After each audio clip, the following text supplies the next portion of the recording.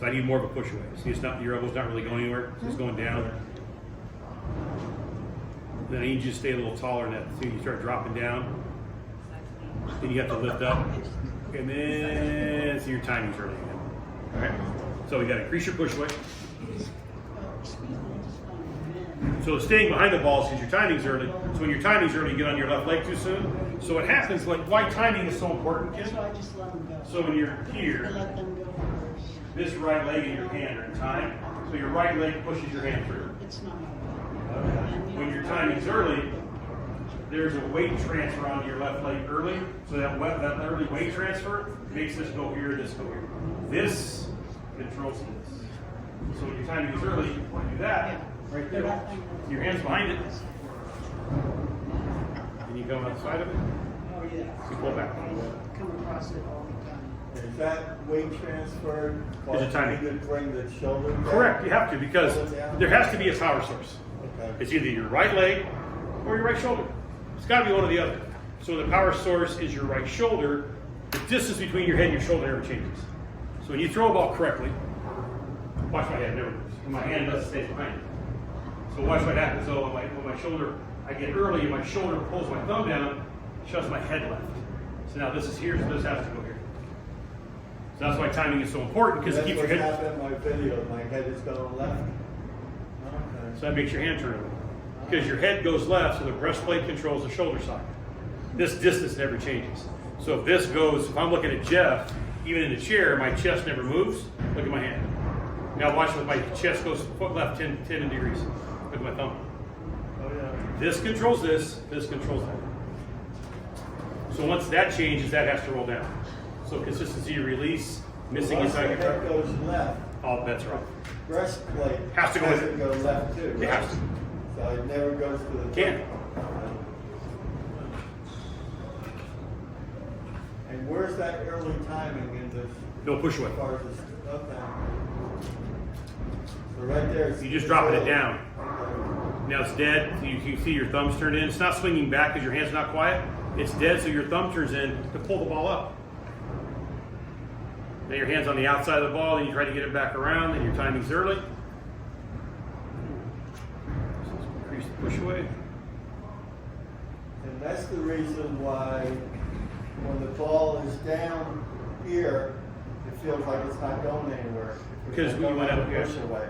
And that's probably why subconsciously I have to pull it up. It's not subconsciously, you want to have a backswing. Consciously, If it I doesn't, pull it up. so all it is, like I said, is go back to the swing set. You take the bar and you drop it down, the kid can't swing.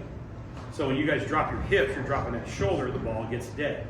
So then you manufacture a backswing, then you got to manufacture a forward swing. It's not wrong, you just can't do it 3 times. If you didn't manufacture that, You wouldn't have one. It would just stay there. Correct. Right? Okay. That's how a fulcrum and a swing, I mean, the robotics of MIT, I could watch. Here's the thing, and this thing swings, and if you drop it, this thing gets all out of. They have these joints. This is a big robot. This thing has a shoulder, and it shows how a thing swings, like a pendulum. If you swing this up, and you take the shoulder and you drop, all the pieces in here break down. Is that where the feeling I get where it feels like the ball's not going by gravity from here? Yeah, it's gotta go. But I it's feel not, like I'm if dragging gravity, it down. the gravity will just take it to the ground if you drop it. So you just got to give your elbow 3-4 inches to move forward. So now you walk by, it'll just swing up on its own. Okay, I've heard that you say that something by that Stay tall, walk like you're walking on the street. So Everybody. you feel that the arm's not moving. I mean, On the second step. Figure that out. your body is moving past the arm. Is that the idea? Okay.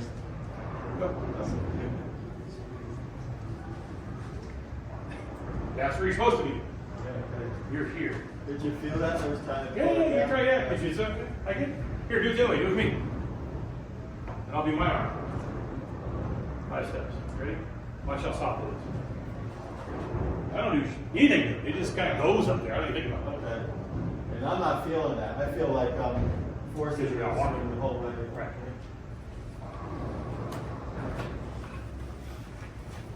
But basically, you want to feel like the ball's doing everything by itself. It's a swing. I've never had that feeling. You manufacture. Yeah, you Okay.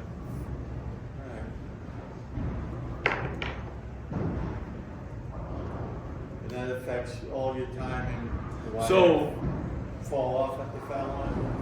so not that it matters, I guess it does, but like, I'm doing a new project, and I'm filming all this stuff. And I was gonna do a project, because two areas of my business are growing exponentially fast. Seniors and two-handers. So I brought in some fairly good two-handers you may have heard of, go do this. I brought in Belmonte and Simonson to my training center, but I brought in Dave Husted. I made him bowl again, because as a senior, he ain't the guy he was when he won the US Opens in the 80s. So I made Dave do it, so the whole camp as a senior hour, I could change what we're saying, because what happens with seniors, seasoned bowlers or veterans, you guys all try to make your ball speed higher, you want to make your rev rates higher, and you want to make it hook more, and you try to make your backswing higher and get lower. Those are the 5 dumps. You got to make a lane shorter, you got to stay much taller. So I filmed Dave with all the pros, Chris Prather and Danielle and Husted. I was going to make him separate. His fundamentals are everybody else's. Dave's fundamentals were the best of all the pros. All it is he doesn't bend his knees anymore. He's super tall. He doesn't get close to the foul line, so he stayed taller the whole way. But Dave's, when you measure Dave, Chris Prather is basically Dave Husted now. So when you see Chris Prather, oh, he's great. Well, that's why Dave won all those US Opens. Dave didn't give Dave a trophy. So his fundamentals are so good. As a senior, he had to change some things. His feet aren't as fast. His pivot step is short. His knee bend is negligible. He just stands up, and it's the same, his backswing's not near as high. But he hit the target as much as any of the pros, because it's fundamental. So staying taller and walking with less knee bend is the most important thing for a senior. How do you make a lane shorter? How do you turn it later? And you guys are all trying to do it with your hand and throw it harder and turn it, and that's the one thing you can't do.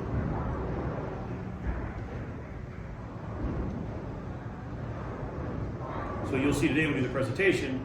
Now I knew a lot of this, but I never had data to back it. So then I had, wow, there's Dave and there's Chris Prather and Danielle, but holy moly, they matched Belmonte. So Belmonte's footwork he's fundamentally sound. He throws a two-handed, I get it. People don't like two-handers, but he saved the sport by himself. So let's give him some credit. Whether him, the bowling would be dead, because there'd be no junior program. 80% of juniors two-handed, one guy. So I ask all the kids, who's your favorite? Hey, Jason. What about Kyle? Jason. So anyways. But the fundamentals are fundamental. It transcends generations. It transcends how many hands you have on it.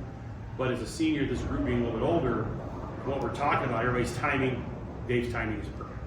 But Dave just lets it drop and he pushes it out and he just kind of walks by it. And he just walks like he's walking down the street. I mean, his knee bend is, when you'll see it, he's like, damn, I have no more knee bend. Like, you have none. He goes, but I never heard, and I can bowl forever. And every senior I talk to is trying to throw it harder. They're trying to increase their revenue. Father Time's undefeated. That don't work. You don't get to be 70 and hit it farther on the tee box. Michael Jordan's not guarding Josh Tatum right now. So after the push away, there's Walk. actually no muscle in You just walk. your arm. None. Okay. Can't be. Because you're not throwing it backwards. If you grab it here and you get muscle here, then you have to unmuscle it there. If it swings, then your hand can do what it needs to do. And in my case, I'm muscling The whole thing. everything from push away all the So way. that's why it feels like sometimes you drop on one. Because you've already constricted that. Once you constrict your forearm muscle to make the ball grab and come back, you can't reuse your forearm muscle. All you do is let the ball drop.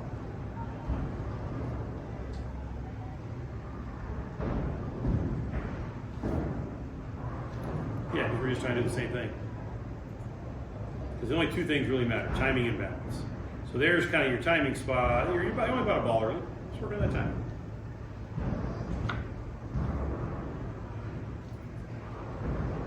Your chest stayed good. That was pretty good there.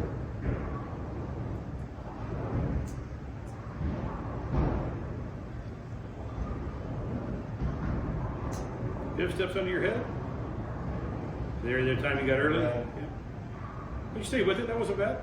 There you go. On the video, you can see the muscle movement as I'm pulling it down. It's like it's going out, no muscle down. Something has to propel the ball down lane. Uh-huh. You're going to throw it 60, 70 miles an hour. Your rev rate's going to be 275.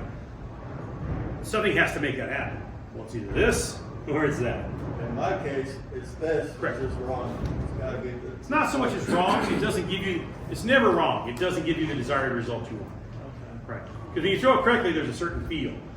So all this is trying to give you guys that feedback. Is that why I've never ever felt the flat spot? Right, because if you're not in time, you can't have it. Your flat spot's created by your hips staying level. If your hips stay level, your swing bottoms out. But you gotta move the air forward. If you move the air forward, you can create a flat spot. That move, nobody's ever got that part. They say, hey, have a flat spot and a soft hand. Thanks. It's like going to the doctor with a cold and me giving you a tissue. Hey, you know your nose is running? Here's $150. Thanks. Okay, how do you create those things? Your hips gotta stay level. This can't rotate. You gotta move the air forward. Your hand will get soft and create a flat spot. That's why they always talk about Prather being soft coming through. But his hips are level and his chest doesn't move. And he's in time. Very good. All right, thanks, Bill. You bet. All right, guys.